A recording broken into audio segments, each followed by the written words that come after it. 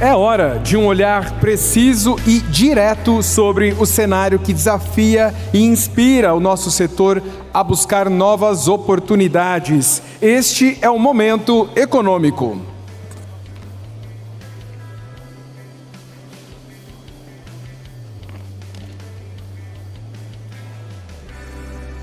Eu quero convidar aqui, então, o economista e jornalista, referência em análise econômica e especialista em cenários políticos e econômicos. Seja bem-vindo, Luiz Arthur Nogueira.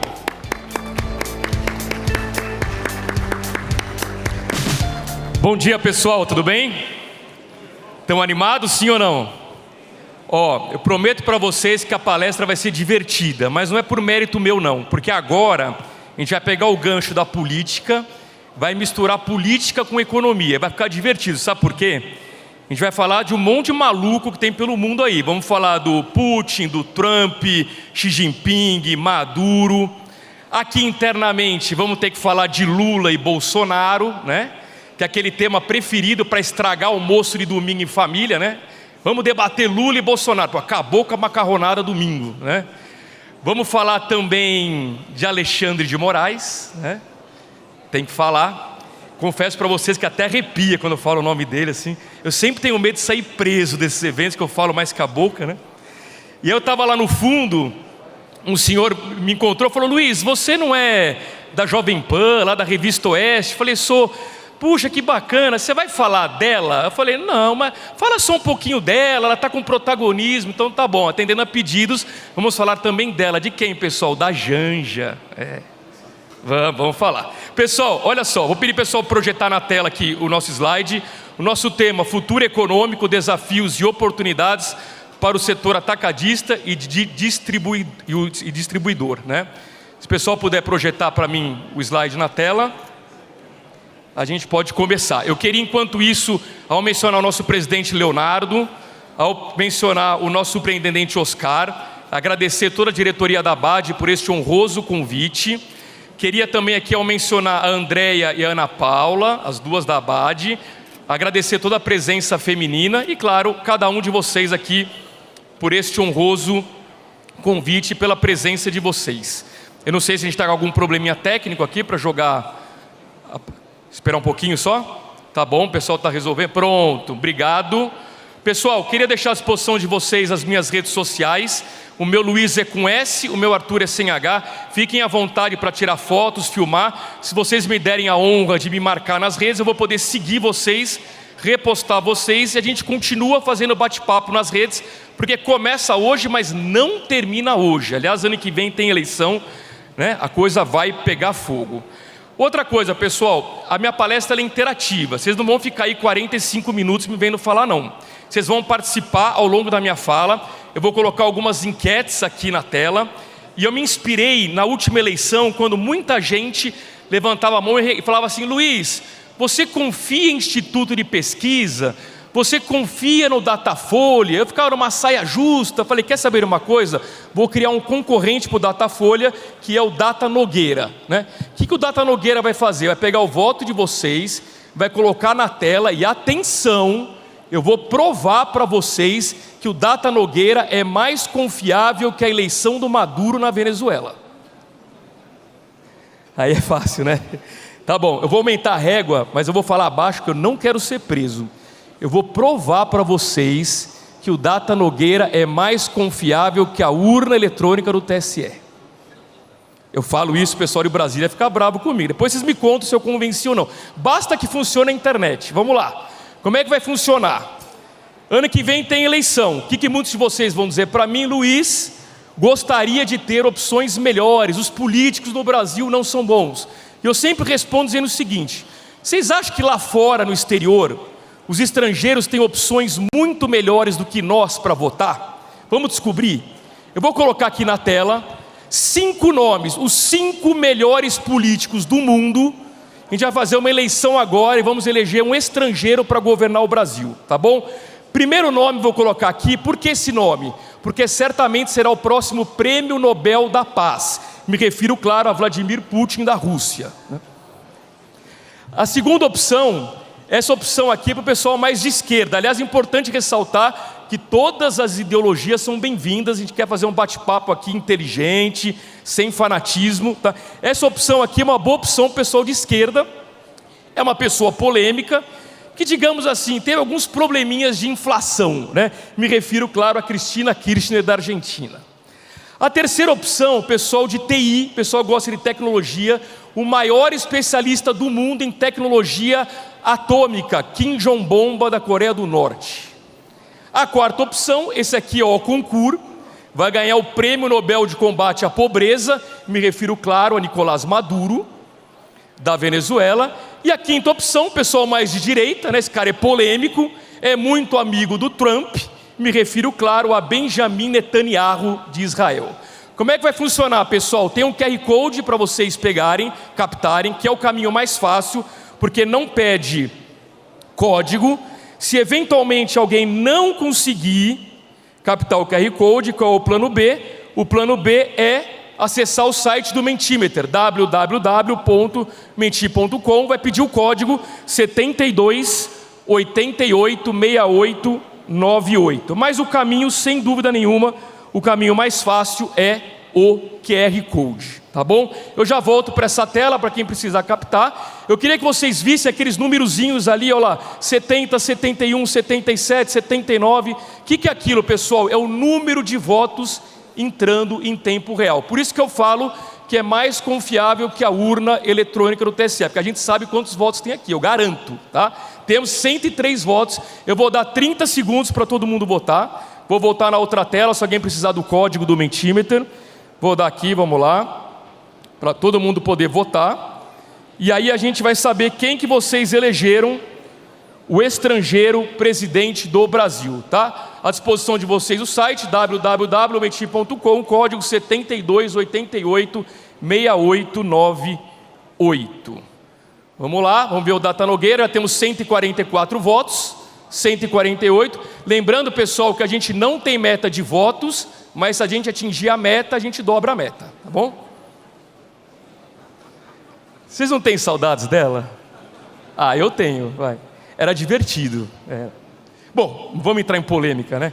Olha lá, faltando 20 segundos, vamos lá. 155 votos. Vamos ver quem vocês elegeram.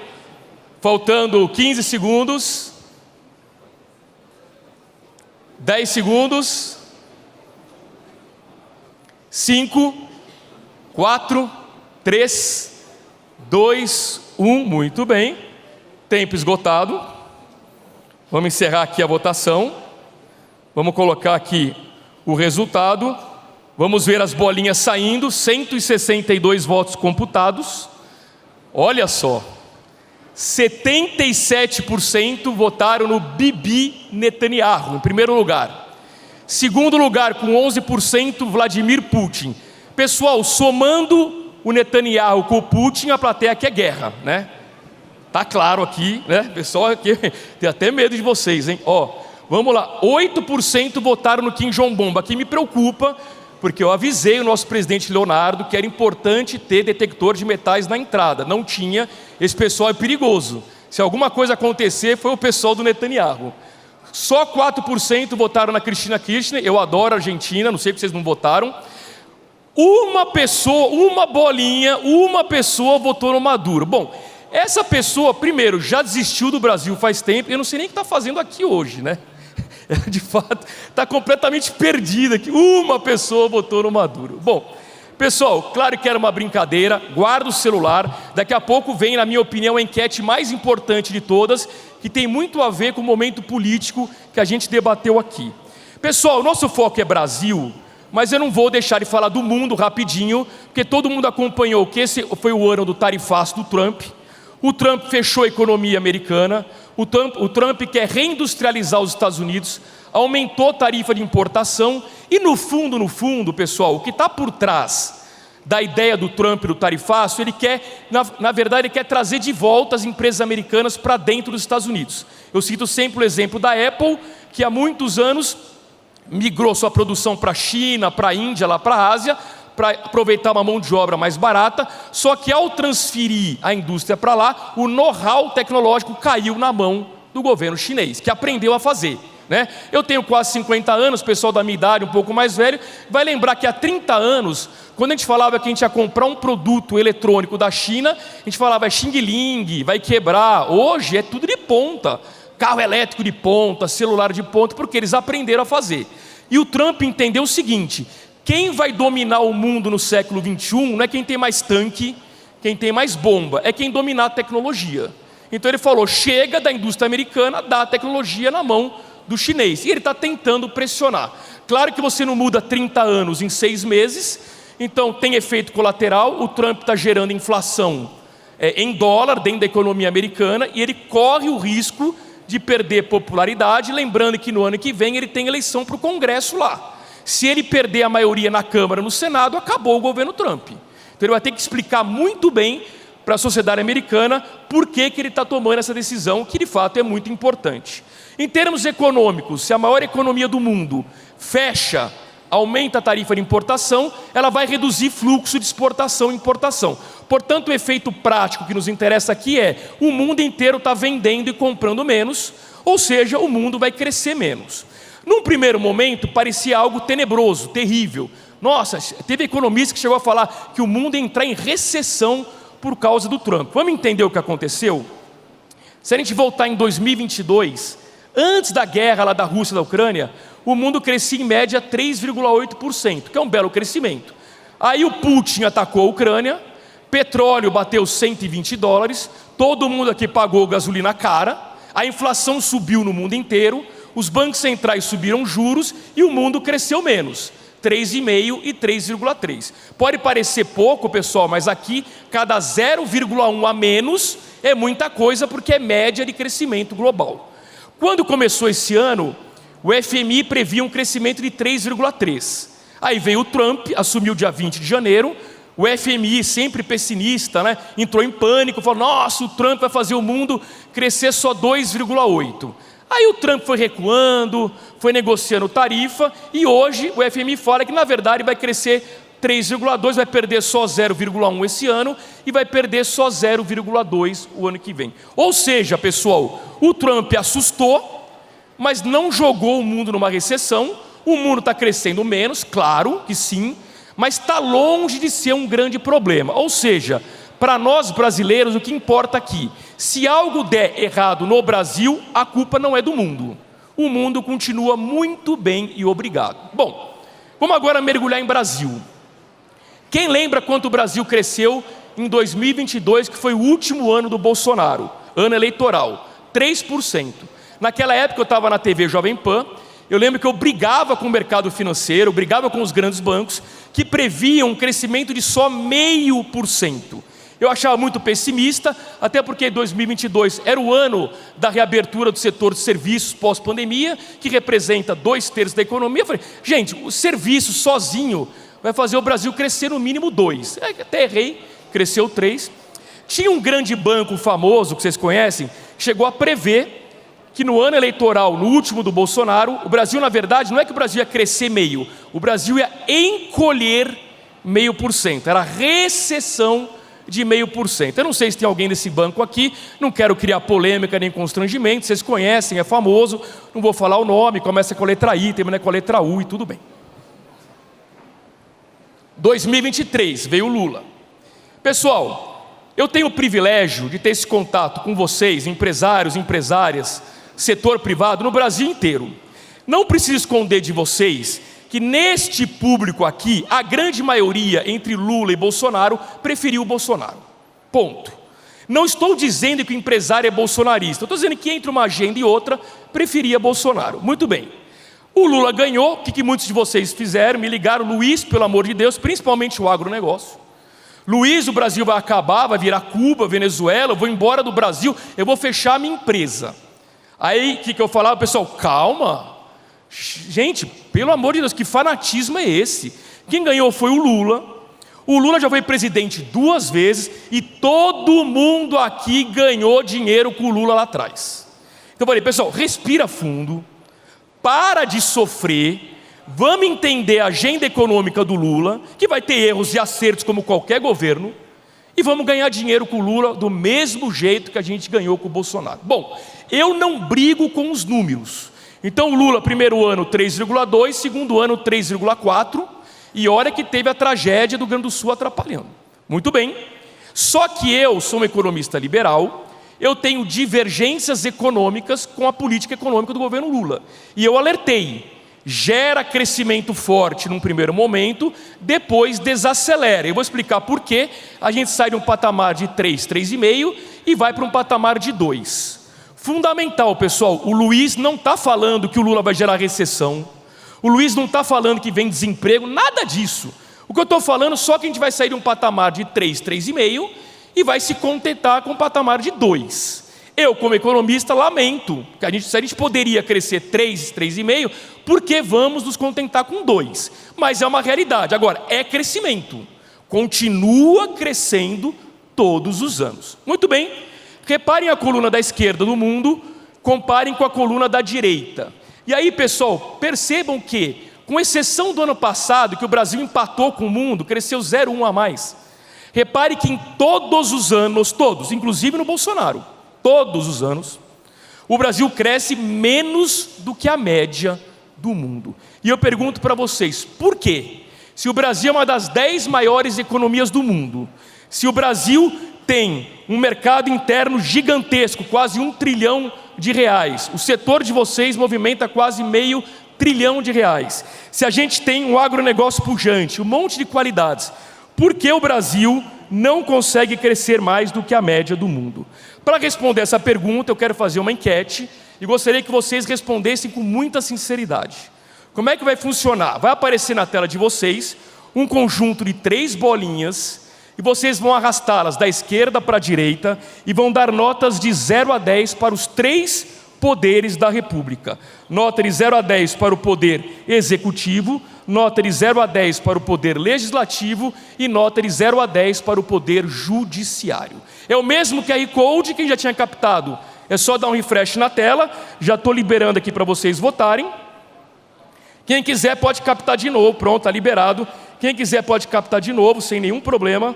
Eu vou dar 30 segundos para todo mundo votar. E a gente vai saber qual é a nota média que vocês estão dando para os 3 poderes da República. Vou colocar aqui 30 segundos, vamos lá.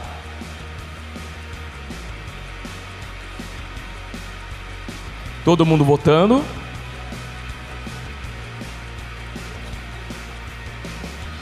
Todo mundo captou, vamos ver.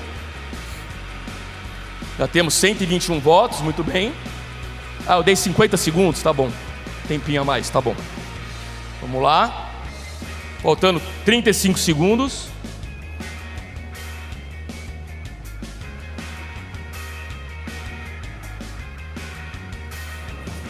Faltando 25 segundos, já temos 176 votos. 20 segundos.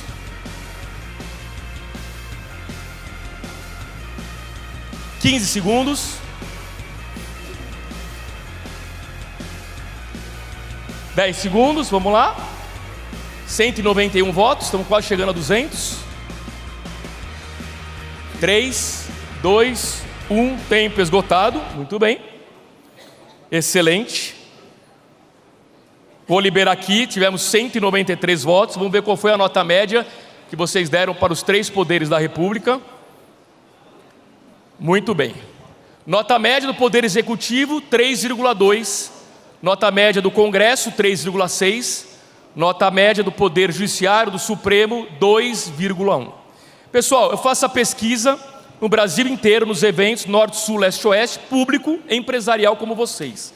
Em 100% dos eventos, eu estou aguardando o primeiro dia que isso não vai acontecer, os 3 poderes têm nota média abaixo de 5. Eu sou do tempo que na minha escola, média abaixo de 5, reprovava direto, não tinha nem recuperação. Vocês acabaram de fazer, foi reprovar os 3 poderes da República. Está respondido porque o Brasil cresce menos que a média do mundo? Vocês responderam, não falei nada. Nós temos uma questão política aqui. Qual é a boa notícia? A política impede o Brasil de crescer? Não. Mas a política trava o crescimento. Impede o Brasil de crescer mais do que a média. Muito bem. Outro dado estarrecedor, na grande maioria dos eventos, e aqui aconteceu de novo, dos 3 a menor nota do Poder Judiciário. Executivo 3,2 está ruim, troca na próxima eleição. Congresso 3,6 está ruim, troca na próxima eleição. Judiciário 2,1 está ruim, faz o quê, pessoal? Não faz. Então aqui nós temos um problema, né? Agora, queria que vocês reparassem que tem umas ondas aqui, vermelha, amarela e rosa. Vocês conseguem ver aqui na pontinha, não sei se eu consigo olhar, bem na pontinha do rosa aqui do ladinho aqui, ó. Bem na pontinha aqui, ó. Tem um rabichinho, alguém enxerga aqui, ó, um rabichinho de nada aqui, ó, aqui, ó. Sabe o que significa? Uma pessoa deu nota 10 para o Supremo Tribunal Federal. Está lá registrado, uma. Sabe o que significa? Temos aqui um parente do Alexandre de Moraes. Por questões genéticas, eu passo a desconfiar das pessoas com pouco cabelo. Então já tem alguns suspeitos ali, um ali que levantou a mão, lá no fundo. Eu ia falar mal do Alexandre de Moraes, não vou falar, é o melhor ministro que a gente tem, porque eu não quero sair preso daqui, né? Claro que é uma brincadeira. O legal do Data Nogueira, ele é democrático, o voto é secreto, a gente jamais vai saber quem deu 10 para o Alexandre de Moraes. A minha única dúvida é se a mesma pessoa que votou no Maduro. Se for, estou com medo duplamente dessa pessoa, é muito perigosa, né? Muito bem, vamos lá. Por isso que me perguntam, Luiz, qual é o maior problema econômico do Brasil? Eu respondo, é político. É a política que trava o Brasil. E isso gera disputa por poder em Brasília. Vocês conhecem o Hugo Mota, podem gostar ou não, presidente da Câmara, mas ele é um gênio. Ele foi eleito com o apoio da esquerda, do PT, foi eleito presidente da Câmara com o apoio da direita, do PL. Por quê? Porque para o PT ele prometeu que não vota anistia, e para o PL ele prometeu que vota anistia. Convenhamos, o cara é um gênio, alguém vai ser enganado, né? Bom, no Senado tem o Davi Alcolumbre, todo mundo conhece. Na mesa dele tem mais de 20 pedidos de processo de impeachment contra o Alexandre de Moraes. Ele não coloca nenhum para votar. Dizem que ele não coloca porque no Supremo tem denúncias contra ele. Ele morre de medo do Supremo desengavetar um processo e dar problema. Então, na dúvida, ele não vota nenhum impeachment. Já disse que não vai votar e ponto final, né? O Lula, obviamente, regime presidencialista, ele tem muito poder. A questão é, pessoal, hoje, quem manda no orçamento do Brasil é o Centrão. Portanto, é o Hugo Mota e o Davi Alcolumbre. O Lula não tem ingerência nenhuma sobre o orçamento. Essa é que é a grande verdade. Sejamos justos, o Bolsonaro também não mandava nada, o Temer também não, a Dilma também não, Fernando Henrique Cardoso também não. O Centrão governa o orçamento do Brasil há muitos e muitos anos. Mas, do lado dos três, para mim tem uma quarta pessoa que é a mais poderosa de todas, que é o Alexandre de Moraes. Para mim hoje, ele tem mais poder que os outros três que foram eleitos. Gostemos ou não, os três foram eleitos. Vou dar só o exemplo do IOF. Acho que todo mundo aqui viu que o governo Lula fez um decreto para aumentar IOF. O Congresso reagiu, fez um decreto legislativo derrubando a alta do IOF. O governo recorreu ao Supremo. O Alexandre de Moraes, numa canetada, decidiu que nesse caso, quem manda é o governo federal, e ele decidiu, portanto, aumentar a IOF. Ou seja, o que era um debate legítimo entre Congresso e Executivo virou uma decisão monocrática do Alexandre de Moraes, do Supremo Tribunal Federal. Esse é o momento do Brasil, né? E tem um quinto nome que muita gente esquece, que está com bastante protagonismo político, que é o da Janja, né? Vocês dão risada, mas não é para dar risada. Primeiro lugar, importante, eu não tenho nada contra o protagonismo das mulheres na política. Ao contrário, acho que a política precisa de mais mulheres. A Janja que entra para a política, a Michele Bolsonaro que vai entrar, tudo ótimo, tudo maravilha. O ponto polêmico aqui é que a Janja, por uma decisão do Lula, ela não tem um cargo público, ela é a primeira-dama. Ela poderia ter? Poderia. O governo Lula tem quase 40 ministérios. Poderia ter dado o ministério para ela e estaria resolvido o problema, mas não deu, né? Eu costumo brincar e dizer, ela é especialista o quê? Em viagens, dá o Ministério do Turismo, né? Mas não deu, tudo bem. Só que ela viaja sem o Lula pelo mundo, gastando dinheiro público sem ter cargo público. Isso é ilegal. Quem está dizendo não é o Luiz, é o Tribunal de Contas da União. E aí gera polêmica, é um desgaste à toa. Na minha opinião, o Lula poderia resolver, se ele dá um ministério para ela, ela vai viajar como ministra, vai prestar contas como ministra, vai ter um orçamento de ministra e polêmica encerrada. Mas por algum motivo o Lula não fez isso. Uma rápida propaganda minha: estou ao vivo de segunda a sexta no canal da Revista Oeste no YouTube, das 2 às 4 da tarde. Entrevistamos o Bolsonaro. As pessoas me perguntam: Luiz, alguma chance do Bolsonaro estar na eleição do ano que vem? Minha opinião, nenhuma chance. Por que, Luiz? Porque o Alexandre de Moraes não quer, é ele que manda e ponto final. Aí me pergunto: Luiz, alguma chance do Bolsonaro ser preso? Eu diria que a chance é enorme.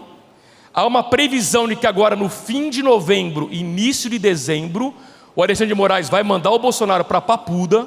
Isso tem um simbolismo enorme, mas como tudo na vida, né, tem os dois lados da moeda.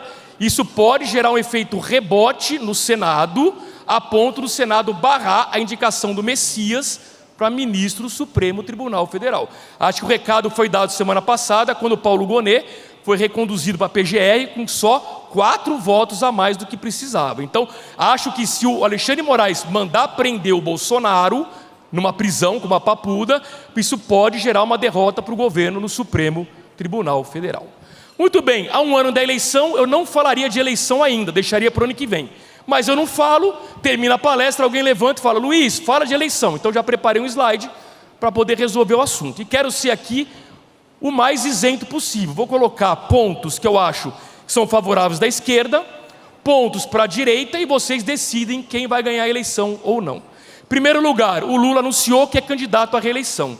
Eu não brigo com a realidade. Na minha opinião, o Lula estando na urna, e só vai depender da saúde dele, porque vontade ele quer, ele estando na urna ele é favorito, ponto. Tá? Se ele não estiver na urna, a esquerda perde a eleição, na minha opinião. Ou é com Lula, ou não tem esquerda no ano que vem, na minha opinião. Segundo ponto: hoje 96 milhões de brasileiros recebem algum dinheiro do governo através de programas sociais. Isso dá muito voto. E o governo, de forma muito inteligente, promoveu agora a isenção de imposto de renda até R$5 mil. Isso vai trazer voto da classe média.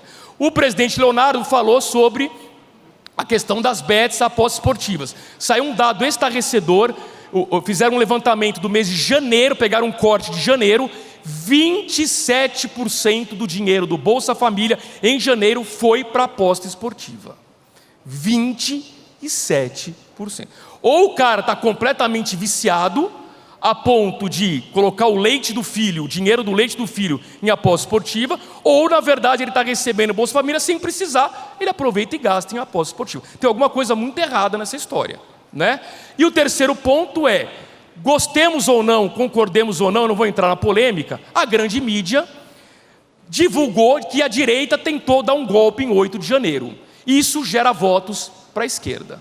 E além disso, o tarifaço do Trump, a grande mídia, gerou a narrativa de que o Eduardo Bolsonaro com o Trump jogam contra o Brasil. Isso gera voto para a esquerda. Por outro lado, o escândalo bilionário do INSS gera votos para a direita. É o maior escândalo do INSS da história do Brasil, que eclodiu no governo Lula. Até tinha alguma coisa em governos anteriores, mas o esquema bilionário ocorreu neste governo, e isso derruba popularidade, sim. Outro ponto que vocês conhecem muito bem, vocês atacadistas, distribuidores, representantes da indústria de alimentos, que é: no governo Lula, inflação de alimentos sempre esteve alta. Isso bate no bolso do mais pobre, tira a popularidade do Lula. Cá entre nós, a picanha nunca chegou na mesa do mais pobre. Essa que é a grande verdade. E por fim, o recente debate de segurança pública gerado pelo Rio de Janeiro. Isso é um tema da direita. Portanto, pessoal, nós temos 3 bolinhas que empurram a esquerda, 3 bolinhas que empurram a direita. A que crescer mais pode ser fundamental na eleição. Importante, se a gente voltar em fevereiro, olha a manchete da Folha: a aprovação de Lula desaba para 24%, e atinge o pior nível dos 3 mandatos do Lula. Lula 1, Lula 2 e Lula 3. Quem está dizendo isso não é o Luiz, é o isento da Datafolha. Muito bem, a gente vem para setembro, a popularidade cresceu para 33%. É verdade que essa manchete não diz que 33% aprovam, mas 38% reprovam, mas para mim não interessa. Como eu não brilho com os números, é a curva. Você sai de 24 para 33, você tem um crescimento. O que mudou de fevereiro para cá? Em fevereiro era o auge do escândalo do INSS, cai o Lula. Era o auge da inflação de alimentos, cai o Lula. De lá para cá, julgamento do 8 de janeiro, de lá para cá, tarifaço do Trump, sobe a popularidade do Lula. Vamos ver agora com o episódio do Rio de Janeiro, o que vai acontecer, se vai cair a popularidade do Lula. Então, pessoal, tem muita água para rolar por debaixo da ponte. Eu diria que hoje o cenário mais provável é que o candidato de centro-direita será encabeçado pelo governador de São Paulo, Tarcísio de Freitas, que já está com a reeleição ganha aqui em São Paulo, portanto, ele só vai anunciar que será candidato a presidente lá no limite, lá para março, o limite do prazo eleitoral, e evidentemente se ele tiver muita certeza de que ele tem o apoio, principalmente do Centrão e do Bolsonaro, claro, para sair candidato. Caso contrário, ele não vai trocar uma eleição ganha por uma aventura que seria uma eleição presidencial. Isso dito, como eu disse para vocês, eu não brilho com os números. O Lula pode ter todo o defeito do mundo, mas ele é muito inteligente.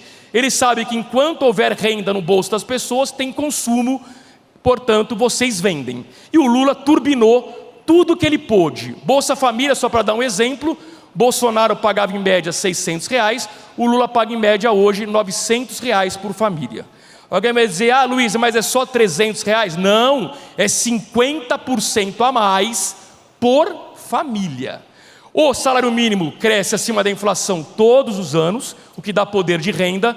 Os servidores têm reajuste acima da inflação todos os anos. A isenção de 5 mil, como eu disse, vai trazer voto da classe média. O programa Pé de Meia, que é um programa até interessante para evitar a evasão escolar, traz uma poupança e traz consumo para o aluno da baixa renda. E, claro, o governo dá crédito para as pessoas comprarem e usa programas tipo energia elétrica gratuita, Vale Gás. Qual o problema, pessoal? Deu muito resultado nos 2 primeiros anos, mas eu alertei que o dinheiro ia acabar. Tudo isso aqui é ancorado em gasto público. É o governo pegando os impostos que ele recolhe de nós, turbinando a renda da população. O problema é que o dinheiro acabou, então agora dá para manter a renda, mas não dá mais para turbinar. Por isso que o Brasil sai de um patamar de 3,5% e vai se contentar com um patamar de 2%. Há momentos na vida que uma imagem vale mais do que 1000 palavras. O governo aposta em ações que eu considero como populistas, como, por exemplo, distribuir botijão de gás. Eu, particularmente, prefiro que as pessoas tenham emprego, tenham renda e elas comprem o botijão de gás, e não que o governo dê o botijão de gás a elas. Mas respeito quem pensa diferente, não tem problema nenhum. Portanto, pessoal, se o primeiro problema do Brasil é político, o segundo, e eu vou parar por aqui porque não dá tempo, é fiscal. O Brasil está no vermelho. Acabou o dinheiro. Qual é a solução na minha visão? Se acabou o dinheiro, você corta gastos, você enxuga a máquina pública. No mundo ideal, antes de fazer a reforma tributária, a gente teria feito uma reforma administrativa para enxugar o tamanho do Estado. Mas, infelizmente, não foi esse o caminho que optamos. Bom, não preciso esconder de vocês que eu sou um economista liberal. O que o economista liberal defende? Que o protagonismo do crescimento econômico, quem faz somos nós do setor privado. Não é governo que gera emprego, que gera renda. São vocês que geram emprego e geram renda. Portanto, o meu modo de pensar é muito parecido com o do Paulo Guedes. Na última eleição, alguém levantava a mão e falava, Luiz, sai do muro e conta pra gente. No segundo turno, você vai votar no Lula ou no Bolsonaro? Qual era a minha resposta? Vou votar no Paulo Guedes. O que eu quero dizer com isso? Eu não tenho política de estimação. Eu voto em agenda econômica. Então, a melhor agenda econômica do ano que vem é a que vai receber o meu voto. Mas quem ganhou não foi o Paulo Guedes, quem ganhou foi o Fernando Haddad, indiretamente escolhido pelo Lula. E aí, pessoal, o Haddad, vocês sabem, foi prefeito de São Paulo. Eu sou paulista e paulistano, nasci e moro em São Paulo há 48 anos. Portanto, eu conheci o Haddad prefeito, não conheci o Haddad ministro da Fazenda. Talvez para surpresa de muitos, que eu vou dizer aqui, quando eu olho para essa foto, o que não me preocupa é o Haddad. Se tem uma voz de bom senso, acreditem, é do Haddad. Sabe por quê? Ele sabe que o caminho é cortar gastos. Mas infelizmente o Lula não deixa. Hoje quem comanda a economia do Brasil é o Lula. Se fosse o Haddad, eu garanto para vocês que a gente estaria fazendo minimamente algum ajuste fiscal. Portanto, o ajuste fiscal nesse governo não tem corte, só tem aumento de impostos. Acho que todo mundo aqui está cansado de pagar tanto imposto. O doutor Kutait perguntou por que não se reajusta o Simples Nacional. Porque o governo enxerga isso como abrir mão de receita. Simplesmente por esse motivo. Como o governo que só olha em receita, ele jamais vai abrir mão de receita, dado que ele não corta gasto. Mas dentro do governo, tem outras pessoas que sabem da importância de cortar gasto. Uma delas é Geraldo Alckmin, o vice-presidente. Pessoal, o Geraldo Alckmin, vocês sabem, foi governador de São Paulo durante mais ou menos uns 204 anos, por aí, né? Aqui. A gente pode ter todas as críticas do mundo ao Alckmin, menos dizer que ele quebrou São Paulo. Ao contrário, ele sempre soube que para São Paulo prosperar, tinha que estar no azul. Coincidência ou não, quais são os estados que estão bombando economicamente? São estados com governadores responsáveis. Paraná, Santa Catarina, Mato Grosso do Sul, Goiás, Minas Gerais e aí por diante. Eles têm em comum alguma coisa, né? Bom, governo gastador é governo inflacionário, é governo que eleva taxa de juros. O Banco Central começou a subir juros com Roberto Campos Neto. O Lula brigava toda semana dizendo: esse banqueiro do Bolsonaro está subindo juros para atrapalhar o meu governo. Muito bem, ele escolheu o Galípolo. Na época me perguntaram lá na revista Oeste: Luiz, o que você acha do Galípolo? Eu falei: conheço o Galípolo, é um cara sério.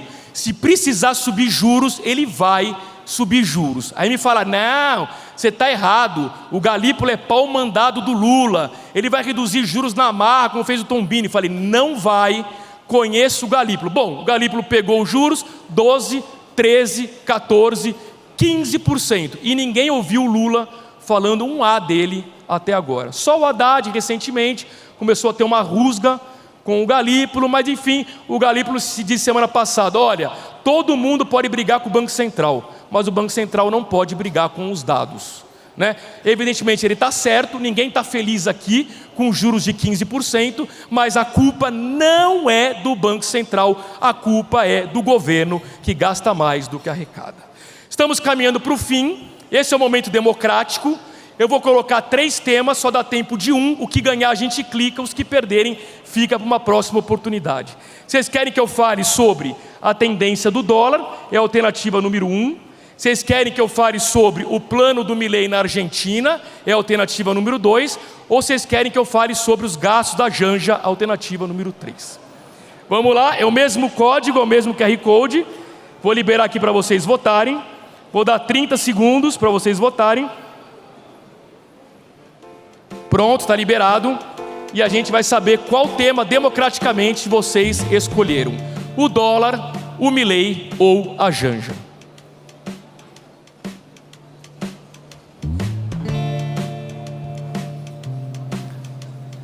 Vamos lá. Já temos 140 votos, vou dar mais 15 segundos. 160 votos, 10 segundos. Muito bem. Estamos acabando. 3, 2, 1. Muito bem. Tempo esgotado. Vamos ver democraticamente qual o tema que vocês escolheram, para a gente poder debater aqui. 58% votaram no dólar. Só uma pergunta: o pessoal que votou no dólar, escolheu o dólar porque o dólar é importante para o negócio de vocês, ou no fundo vocês querem ir para a Disney? Ir para a Disney, né? Eu gosto da sinceridade das pessoas, né? Tá bom. O que mais? 22% votaram no Milei e temos 20% de fofoqueiros aqui que votaram na Janja, né? Impressionante. Tenho certeza que aquele cara que deu 10 para Alexandre de Moraes, escolheu o Maduro, votou na Janja, certeza, né? Bom, vamos lá. Vou botar aqui na bolinha verde. Ganhou aqui o dólar. Vamos para o dólar então, pessoal, rapidinho. Pessoal, o dólar, eu não tenho pretensão de adivinhar a cotação de dólar, mas eu quero passar para vocês uma mensagem de para onde está caminhando o dólar. Porque tem fatores puxando o dólar para baixo, fatores empurrando o dólar para cima. Primeiro, Por que o dólar está barato? Ele está barato no mundo inteiro. Porque o Trump, ao fechar a economia americana, ao elevar a tarifa de importação, ele propositalmente desvalorizou o dólar no mundo inteiro para que o americano importe menos. Então, não é que o dólar perdeu frente ao real, o dólar perdeu frente a todas as moedas do mundo. Só para vocês terem uma ideia, no começo do ano, 1 euro comprava $1 e 1 centavo. 1 euro comprava $1 e 1 centavo. Hoje, 1 euro compra $1 e 16 centavos. Ou seja, o dólar perdeu frente ao euro cerca de 15%. E, portanto, por isso que o dólar estava 6,20, 6,30, caiu agora para 5,30, porque ele caiu no mundo inteiro. Mas é óbvio que tem outro fator importante, que é o Brasil pagando juros de 15% e o Fed, Banco Central Americano, cortando juros, é óbvio que o dinheiro vai sair dos Estados Unidos e vai especular aqui. Ao entrar, troca dólar para o real, derruba o preço do dólar. E além disso, a balança comercial, graças principalmente ao agronegócio, todo ano a gente tem mais de 60 bilhões de dólares em entrada de superávit comercial, o que também derruba o dólar. Por outro lado, quando alguma guerra pega fogo, isso pressiona o dólar, mas não é o momento atual. Mas tem uma questão muito importante que impede o dólar de caminhar para a cotação justa. Luiz, qual é a cotação justa do dólar hoje se a gente tivesse um governo com superávit fiscal? O dólar estaria 4,50. Como a gente tem um governo gastador, um governo que a dívida pública só cresce, isso de alguma forma assusta o estrangeiro, impede o dólar de cair abaixo de 5. Acredita em mim, se a gente fizer um ajuste fiscal, o dólar cai abaixo de 5 tranquilamente. E além disso, a insegurança jurídica que vocês deram na nota menor que 3 para o Supremo Tribunal Federal, porque é isso que aquela nota diz, insegurança jurídica, isso também empurra o dólar para baixo. Claro que ano que vem vai ter eleição, isso vai oscilar muito. Pessoal, a Faria Lima tem lado. Vamos pegar a hipótese do Tarcísio. Entre Lula e Tarcísio, a Faria Lima estará com o Tarcísio. Portanto, toda vez que sair uma pesquisa mostrando que o Tarcísio subiu, a bolsa vai subir, o dólar vai cair. Toda vez que sair uma pesquisa mostrando que o Lula subiu, a bolsa vai cair e o dólar vai subir. Então, como é impossível prever pesquisa eleitoral, eu trabalho o ano que vem com um dólar médio de 5,50, mas que pode oscilar muito por causa da eleição. Pode bater em 5 no momento de euforia, pode bater em 6 no momento de pessimismo do mercado financeiro em relação à eleição. Tá bom? Muito bem, vou tentar clicar aqui na bolinha verde, mas se eu consigo aqui. Opa! Aê! A gente vai pular o Milei e a Jande e caminhar para o fim, que meu tempo está acabando. Apesar dos problemas, eu sou muito otimista com o Brasil, e não sou só eu não, o mundo inteiro coloca dinheiro aqui. Sabe por quê, pessoal? Nós estamos na América do Sul, que é uma região com baixo risco geopolítico, se comparado com Europa, Oriente Médio, com a atenção de que o Trump pode mudar o jogo aqui com essa história de trazer navio de guerra, porta-aviões para a região. Isso é um ponto de preocupação, mas historicamente a América do Sul não tem guerra, está tudo bem. Bem ou mal, nós temos eleições de 2 em 2 anos. Eu sei que muita gente questiona a qualidade da democracia no Brasil, mas pessoal, aqui a gente tem alternância de poder. Alguém acha que na China o Xi Jinping vai perder a próxima eleição? Alguém acha que na Rússia o Putin vai perder a próxima eleição? Não vai. Aqui pode ter alternância de poder. O nosso mercado consumidor é enorme, sem dúvida um diferencial. O agronegócio, fantástico, não preciso nem perder tempo falando. Mineração, é um setor que cresce muito, inclusive as terras raras, os minerais raros que Estados Unidos e China querem muito, né? A questão do petróleo, o Brasil tem um potencial de pré-sal enorme. Alguém vai dizer, Luiz, mas o momento é da COP30, é da energia limpa. Pessoal, entre o hoje e o amanhã, a gente vai ganhar muito dinheiro com petróleo e vai ganhar muito dinheiro com energia limpa, porque o Brasil vai ser protagonista nos dois. A gente tem muita reserva de petróleo e tem que extrair mesmo, né? E por outro lado, a gente tem potencial eólico absurdo, potencial solar absurdo, nós temos água doce que o mundo inteiro não tem. E não bastasse tudo isso, quando a gente olha para os nossos concorrentes emergentes, está todo mundo mal. A Rússia está em guerra, a Turquia está em crise, a Índia é um governo muito problemático, a China, para fazer negócio com eles, tem que fazer negócio com o governo, a Argentina está tentando sair da crise, o México está mal das pernas. Ou seja, é também por exclusão que o dinheiro do mundo vai continuar entrando no Brasil, por todas essas qualidades e também porque os concorrentes nossos estão fora do jogo. É por isso que eu continuo muito otimista com o Brasil. No comércio exterior, aqui vai um elogio ao governo Lula. O Lula foi muito inteligente, ele é um governo de esquerda. Nosso principal parceiro comercial é de esquerda, portanto ele aumentou o negócio com a China, ótimo, o nosso agronegócio agradece. A Europa, ela é governada hoje por uma esquerda protagonizada aqui pelo presidente francês Macron. Vocês lembram que eu disse no começo que a Janja viaja o mundo, que isso gera polêmica? Aqui é a foto dela quando ela foi à abertura dos Jogos Olímpicos em Paris. Ali foi curioso porque o Macron convidou o Lula para a abertura dos Jogos Olímpicos. O Lula não foi. Pessoal, se não vai o presidente, quem poderia ter ido? O vice-presidente. Acreditem em mim, o Alckmin está vivo, tá? Às vezes não parece, mas ele está. Mas não foi. Poderia ter ido o ministro do Turismo, poderia ter ido o ministro dos Esportes. Quem foi? Foi a Janja, usando dinheiro público, polêmica à toa, já falei sobre isso. E Estados Unidos, óbvio que com o Biden, o Lula era muito mais alinhado, evidentemente, foi lá na Casa Branca, junto com a Janja e tal, e agora com o Trump, cabe a ele negociar. É hora de termos inteligência para negociar. Setores como café e carne bovina estão clamando por uma negociação bem sucedida. E aí, finalizando, pessoal, rapidamente, queria colocar 4 temas para vocês aqui.